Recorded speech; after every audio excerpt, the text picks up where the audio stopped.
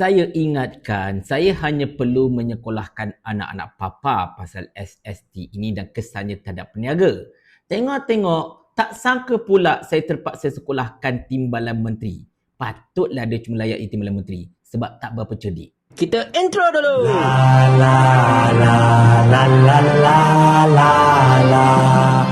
Assalamualaikum warahmatullahi. Saya rasakan tuan-tuan dan puan-puan sekalian, saya dah naik muak untuk menceritakan kepada anda tentang apakah kesan berantai SST selepas kadarnya telah diperluaskan ini. Sebab dah banyak video saya buat, banyak penerangan, bahkan ketika live, ketika ceramah, apa saja medium yang saya boleh buat, saya akan ceritakan kepada anda tentang kesan compounding SST ini dan apakah kesannya terhadap kita selaku pengguna.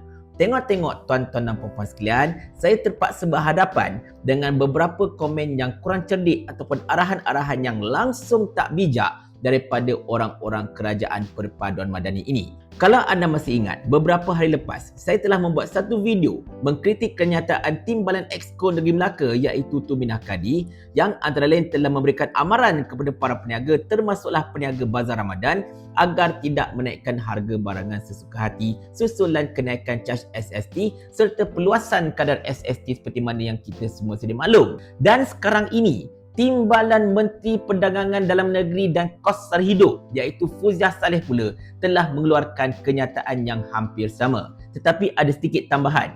Dia kata para peniaga yang tidak ada kaitan, yang tidak terkena SST, jangan naikkan harga sesuka hati. Sebab Fuziah kata tidak semua jenis barangan, tidak semua jenis perniagaan kena SST. Sebab itu tak boleh naikkan harga ataupun caj sesuka hati. Di sini minta maaf wahai Fuziah, saya terpaksa nak sekolahkan anda walaupun saya ini bukanlah seorang menteri, bukan juga timbalan menteri, bukan juga pakar ekonomi, akan tetapi sekarang ini Fuziah, anda ini menteri tahu. Saya tak nak sekolahkan anda lebih-lebih. Tetapi sebagai seorang menteri atau timbalan menteri, serta anda ni dah jadi MP sekian lama, anda sepatutnya faham berkenaan dengan compounding effect ataupun kesan berantai daripada SST ini. Sekarang anda tahu for a fact yang SST ini sudah diperluaskan cakupannya. Dia punya orang yang kena SST ini telah diperluaskan dari skop. Sektor-sektor yang dahulunya tak kena SST, sekarang kena SST seperti sektor logistik, seperti sektor insurans dan banyak lagi sebenarnya. Dan benda ini akan mengakibatkan satu rantaian tau. Kita lagi sekali lah nak bagi contoh mudah ini. Sekarang cerita konon-konon ini satu kilang, kilang A. Kilang ini kerja dia memproses barangan untuk dijual kepada umum. Bila kilang ini proses barangan, okay fine. Dia dah jual kepada pemborong dengan certain harga. Kemudian daripada sini nak pergi ke sini, dia pakai logistik. Pakai logistik ini 6% SST. Dah ada peningkatan kos untuk ini. Bila B ini, yang pemborong ini, dia nak jual kepada pasar sebagai contohnya kan. Pun sama juga dia akan kenakan harga baru sebab dia dah beli harga daripada kilang ni. Dia kenakan harga baru dia, markup lagi dengan SST yang dia terpaksa bayar itu. Jadi dah menjadi semakin mahal.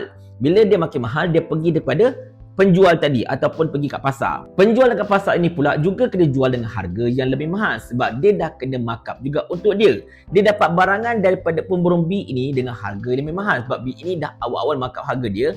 Jadi dia kena markup juga. Dan logistik daripada pemborong ini pergi ke pasar pun ada 6% SST. Jadi di sini pun dia kena markup lagi.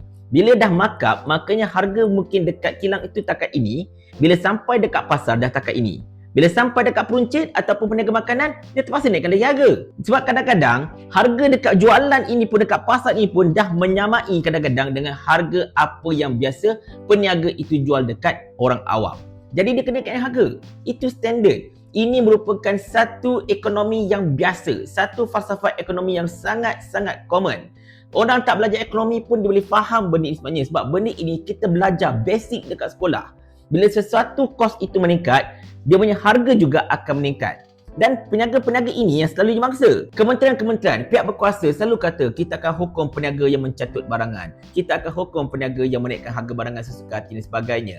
Tetapi tidak sekali pun anda turun pandang untuk cek betul-betul tentang rantaian pengedaran itu sampai ke peniaga. Macam mana rupanya? Anda tak cek, anda tak siasat, anda tak perhalusi. Peniaga dok mengadu, barang sampai dekat kami dah mahal, jadi takkan kami nak jual murah. Tetapi anda tak nak dengar. Anda bodoh sombong, anda tak nak cek betul-betul rantaian dia. Yang seronok terlepas biasanya kartel, yang seronok terlepas biasanya tokan-tokan. Tetapi peniaga-peniaga ini yang boleh kita katakan majoritinya adalah B40 atau M40 yang memang nak meniaga.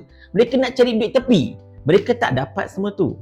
Siapa yang berniaga betul-betul berniaga yang bukan peluar, yang betul-betul jutawan? Tak ada. Yang jutawan ni, pemborong, pengilang sebab apa? Mereka dah sakau habis-habisan dah masalahnya. Tetapi kerajaan dia dulu sampai sekarang, termasuklah anda ini yang kena-kena bijak pandai yang banyak formula ini, anda gagal untuk mengenal pasti punca utama kenapa barang dekat end user ini sangat-sangat tinggi.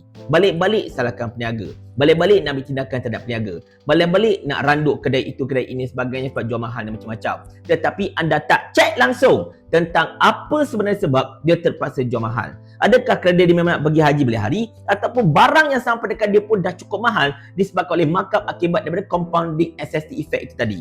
Jadinya tuan-tuan sekalian, macam saya katakan, Fuziah ini timbalan menteri. Saya tak nak sekolahkan dia, nanti dia koyak. Dulu video saya hentam dia pasal beli barang RM50 tu pun dah sampai kena delete dengan TikTok dan sebagainya sebab dia betul-betul koyak dengan video tersebut yang kita kritik dia kau-kau. Tetapi itulah, kalau dia tak keluarkan kenyataan yang tak cerdik macam ni, kita pun tak nak komen, kita pun tak nak kritik. Tetapi oleh kerana dia mengeluarkan kenyataan yang sangat-sangat tak cerdik ini, maka kita terpaksa ingatkan Fuziah dan juga seluruh kaki tangan kerajaan yang berkait dengan hal ini, tolong siasat punca dahulu. Tolong siasat rantaian. Jangan salahkan peniaga 24 jam. Jangan salahkan peruncit. Jangan salahkan makcik dan selemak. Jangan salahkan akak tom yam. Jangan salahkan mereka. Mereka hanya mangsa keadaan di mana kalau kita nak ikutkan, untung mereka inilah yang paling kecil antara beberapa layer yang ada dekat rantaian pasaran ini sebenarnya, melainkan daripada petani dan juga pekebun dan sebagainya. Tetapi itulah dia tuan-tuan sekalian. Kita nasihat macam mana sekalipun kerajaan ini, mereka ini memang akan buat bodoh lah masalahnya. Sebab mereka rasakan mereka bijak. Mereka merasakan mereka cerdik. Yalah, sebab kerajaan ini kan kerajaan mereka. Mereka boleh buat apa sahaja kan. Tetapi, jangan sampai satu hari nanti, para peniaga yang makin lama makin fed up kerana ditekan, kerana dipersalahkan, kerana diugut dan macam-macam ini, duk ramai-ramai berkumpul dekat bangunan kementerian dan jumpa menteri serta timbalannya dan bertanyakan soalan ini. Masa itu, adakah anda akan berfikir panjang sebelum mengalihkan tuduhan kepada pihak yang tidak sepatutnya? Mau tak tuan hamba kalau hamba kirimkan ke akhirat?